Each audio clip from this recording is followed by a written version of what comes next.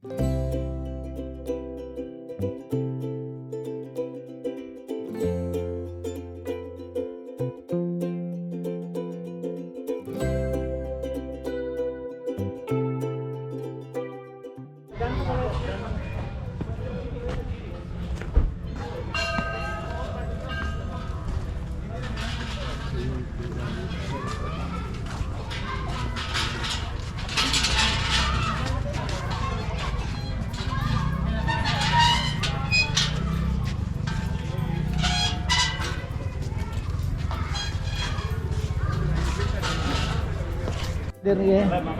125 साल पुराना अंदर वाला छोटा वाला है ना। हाँ 125 मंदिर साल पुराना। यही गणपति मंदिर। हाँ देखा मैं गणपति वो दुर्गा मंदिर।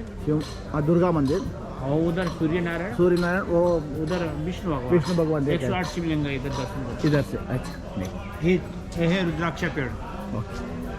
कोई नहीं दिखाया था इसको। देखो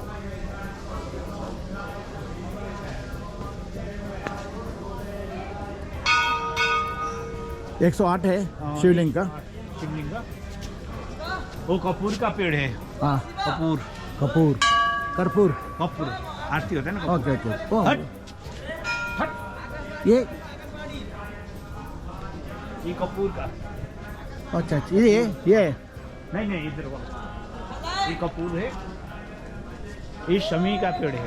और शमी मालूम है, शमी मिलता है। हाँ, कपूर का है। अच्छा कपूर का पत्ता है।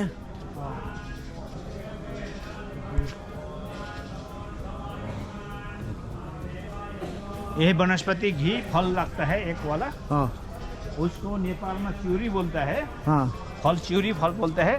उसमें एक फल आता है। ओके उसमें बाहर खाने में बनी हुई होता है, अंदर वाला और जो बीज होता है। हाँ उससे वनस्पति घी बनता है। ವನಸ್ಪತಿ ये वाला बड़े पेड़ है।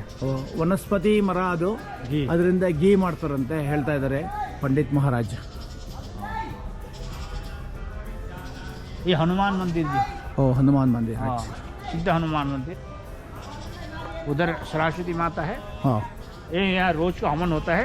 इधर ये रोज का हवन होता है। रोज होता है। हाँ, रोज होता है। ओके इसमें रोज में 11 ब्राह्मण से रुद्राभिषेक होते हैं। अच्छा 11 साल से अभी रोज हो रहा है। ओके 71 साल से का अभी कंटिन्यू चल रहा है। ओके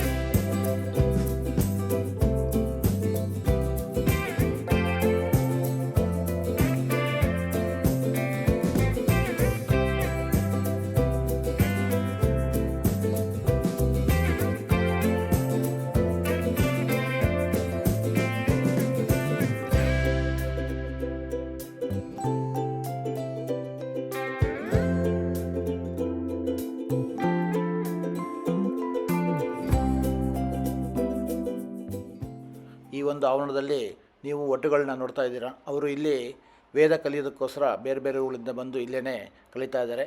ಈಗ ಸಾಯಂಕಾಲ ಆಗಿದ್ದರಿಂದ ಸಾಯಂ ಸಂಧ್ಯಾ ವಂದನ ಮಾಡೋದಕ್ಕೆ ಕುಳಿತುಕೊಂಡಿದ್ದಾರೆ. ಇವರು ಸಾಮವೇದದಲ್ಲಿ ಈ ಒಂದು ವೇದನ ಕಲಿತಾ ಇದ್ದಾರೆ. ಸಾಮವೇದದಲ್ಲೇ ಇವರು ಈ ಸಂಧ್ಯಾ ವಂದನ ಮಾಡ್ತಾರೆ. ಈಗ ನೋಡ್ಬೋದು.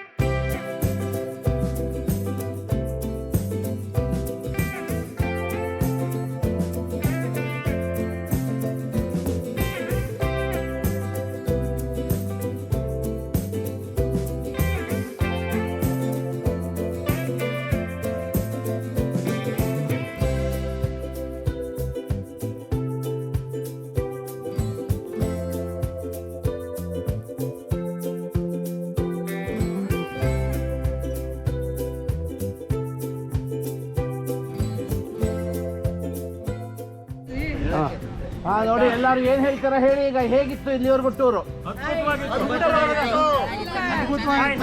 ಈ ಕಡೆ ಯಾಕೋ ಇಷ್ಟ ಆಗ್ಲಿಲ್ಲ ಅನ್ಸುತ್ತೆ ಒಟ್ಟೂರು. ಈಗ ನೋಡಿ ನಿಜವಾದ ಬಂತು ಈಗ. ಓಕೆ ಎಲ್ಲರಿಗೂ ಧನ್ಯವಾದಗಳು.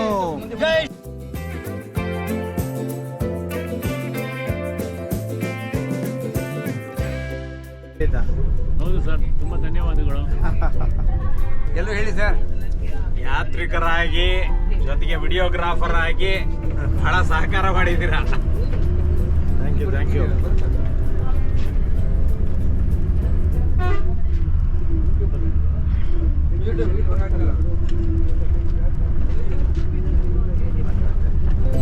ಯೂಟ್ಯೂಬ್ದು ನಿಮ್ಮದು ಇದನ್ನು ಹೇಳಿ ಸರ್.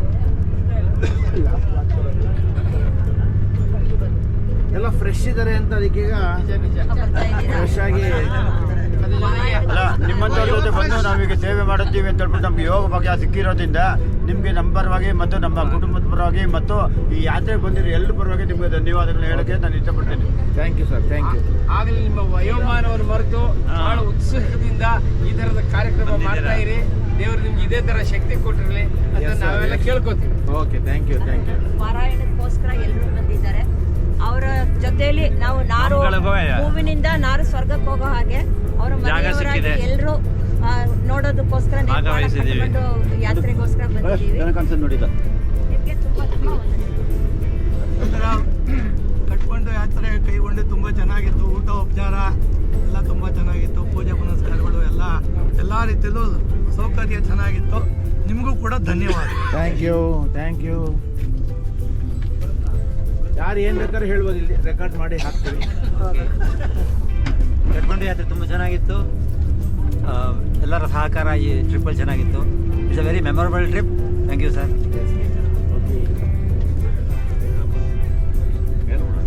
ಹೇಗಿತ್ತು ಮೇಡಮ್?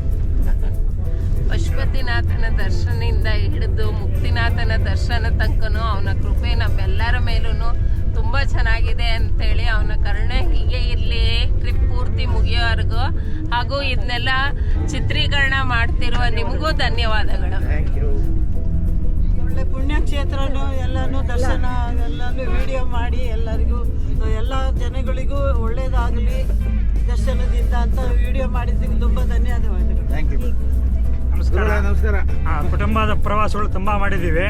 ಆದರೆ ಈ ಪ್ರವಾಸಕ್ಕೆ ನಮಗೆ ವಿಶಿಷ್ಟ ಅನುಭವ ನೀಡಿದೆ. ಮೊದಲನೇ ದಿನದಿಂದ ಹಿಡಿದು ಇಲ್ಲಿವರೆಗೂ ಯಾವುದೇ ರೀತಿಯ ತೊಂದರೆ ಇಲ್ಲದಿರೆ ದೈವಾನುಗ್ರಹದಿಂದ ತುಂಬ ಚೆನ್ನಾಗಿದೆ ಬಂದಿದೆ. ಎಲ್ಲ ಸತ್ಸಂಗ ಸದಸ್ಯರಿದ್ದೀರಾ, ಎಲ್ಲರಿಗೂ ಧನ್ಯವಾದಗಳು. ಶುಭೋದಯ.